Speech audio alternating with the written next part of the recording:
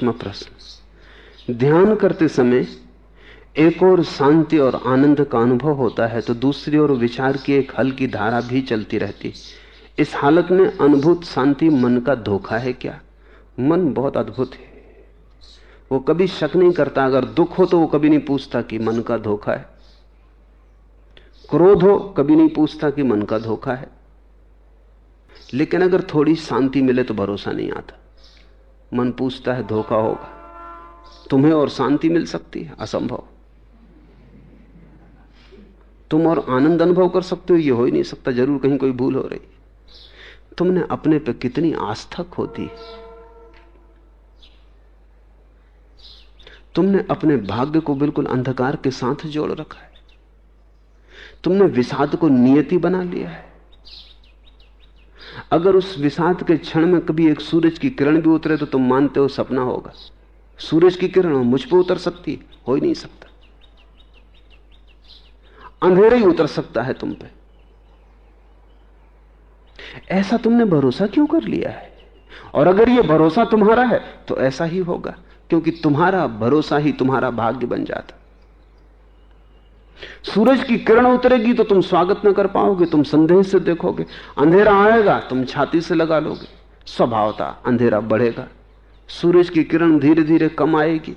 जहां स्वागत ही ना होता हो वहां आने का भी क्या प्रयोजन है? जहां अतिथि की तरह सम्मान ना होता हो वहां परमात्मा भी धीरे धीरे बचने लगेगा, क्योंकि परमात्मा तुम्हारे द्वार पर आ जाए तो यह पक्का है, तुम भरोसा ना करोगे कि यह परमात्मा हो सकता है। हो सकता है पीछे के दरवाजे से भाग के तुम पुलिस में रिपोर्ट लिखवाओ, पता नहीं कौन खड़ा। परमात्मा तो हो ही नहीं सकता। कोई ना कोई झंझट आ गई, परमात्मा और हमारे द्वार पर। तुमने क्यों अपने को इतना दीन समझ लिया है? तुमने क्यों इतने को अपना दुर्बल मान लिया है? तुम क्यों इतने अपने शत्रु हो गए हो? अब दो घटनाएं घट रही हैं। मन में शांति आ रही है, ध्यान में आनंद की थोड़ी सी पुलक आ रही, पास ही थोड़े से मन की तरंगें चल रही हैं, विचार चल रहे हैं। दो घटनाएं घट रही हैं, लेकिन पूछने वाला ये नहीं पूछता कि ये जो मन की तरंगें चल रही हैं ये कहीं धोखा तो नहीं? नहीं, वो पूछता है कि जो शांति मालूम हो रही है ये कहीं धोखा तो नहीं? जिसको तुम धोखा समझोगे वो मिट जाएगा, जिसको तुम सत्य समझोगे वो हो जाएगा। विचार वस्तुएं बन जाते, भाव दशाएं स्थितियां हो जाती। जिसने जैसा माना वैसा हो जाता है। बुद्ध का बड़ा प्रसिद्ध वचन है धम्मपद में कि तुमने जो सोचा तुम वही हो जाओगे। तुम आज जो हो वो तुम्हारे बीते कल के सोचने का परिणाम है। आज तुम जो सोचोगे वो तुम कल हो जाओगे। सोचना तो बीज बोना है, फिर तुम रोते हो जब फल काटते हो। चलने दो विचारों की तरंगों को। तुम अपने ध्यान को शांति पर लगाओ और अहोभाव से भरो, और तुम धन्यवाद दो परमात्मा को कि इतनी शांति मिली। परम कृतज्ञ हो जाओ। शांति रोज बढ़ने लगेगी। जितनी शांति बढ़ेगी उतनी ही मन की जो तरंगें हैं वो कम होने लगेंगी, क्योंकि वही तो ऊर्जा है जो अब शांति बनने लगेगी। मन उसको पा ना सकेगा। एक दिन तुम अचानक पाओगे कि मन की सब तरंगें खो गई। वो कोलाहल अब होता ही नहीं, वो रास्ता ही चलना बंद हो गया, उस पर कोई यात्री नहीं गुजरते। अब वहां विचारों का कोई आवागमन नहीं है। अब गहन शांति तुम में विराजमान हो गई। लेकिन अगर तुमने शांति पर संदेह किया तो जल्दी ही तुम पाओगे जो ऊर्जा शांति की तरफ बहती थी वो विचारों की तरफ वापस बहने लगी। ये संदेह उन्हीं विचारों से आ रहा है। वो जो किनारे पर चलते हुए थोड़े से विचार की तरंगे हैं वही आखिरी कोशिश कर रही हैं अपने को बचाने की। वो तुम्हारे मन को आच्छादित कर रही। वो कह रही हैं कि क्या शांति, शांति हो ही नहीं सकती। शांति कभी किसी को हुई?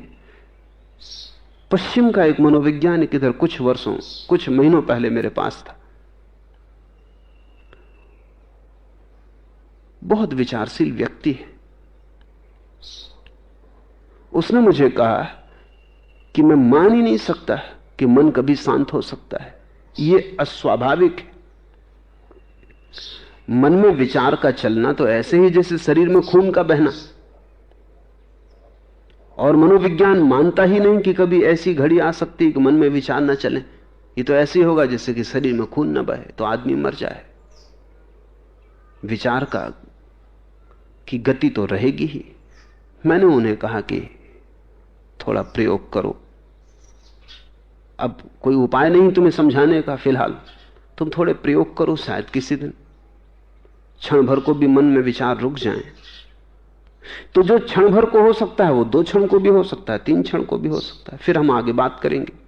संयोग की बात, कोई 15वें 16वें दिन वो घटना घटी कि कोई कुछ क्षणों के लिए विचार बंद हो गए होंगे ध्यान में।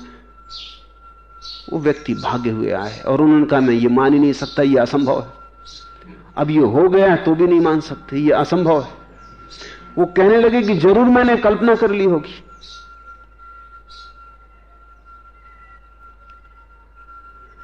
पर शांति की तुम कल्पना भी कैसे कर सकते हो अगर तुम शांति को जानो ना। कल्पना भी उसकी हो सकती है जिसको तुमने जाना हो। तुम ऐसी कोई कल्पना कर सकते हो जो बिल्कुल ही अपरिचित, अनजान, अज्ञात की हो? असंभव। हां, तुम ऐसी कल्पना कर सकते हो जिसमें ज्ञात के कुछ खंड जोड़ लिए हो।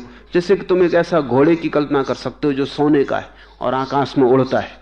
इसमें कोई अड़चन नहीं, क्योंकि उड़ने वाले पक्षी तुमने देखे, सोने का सामान तुमने देखा, घोड़ों को तुम जानते हो, तीनों को तुमने जोड़ दिया। लेकिन क्या तुम ऐसी कोई कल्पना कर सकते हो जो तुमने जानी ही नहीं? मैंने उन मित्र को कहा कि तुमने शांति पहले कभी जानी है? उन्होंने कहा कि नहीं, पहली दफा जानी, मगर ऐसा लगता मन की कल्पना। जिसको तुमने कभी जाना नहीं तुम उसे कैसे कल्पना करोगे? कल्पना का तो अर्थ ही होता है जाने हुए की पुनरुक्ति। हाँ, जाने हुए को थोड़ा सुधार सकते हो, संभाल सकते हो, सजा सकते हो, लेकिन अनजाने की कोई कल्पना नहीं हो सकती। हाँ, परमात्मा की तुम कल्पना कर सकते हो क्योंकि मंदिर में तस्वीरें लटकी हैं, मूर्तियां रखी, लेकिन शांति की तुमने कहीं कोई तस्वीर देखी? शांति की कहीं कोई मूर्ति देखी?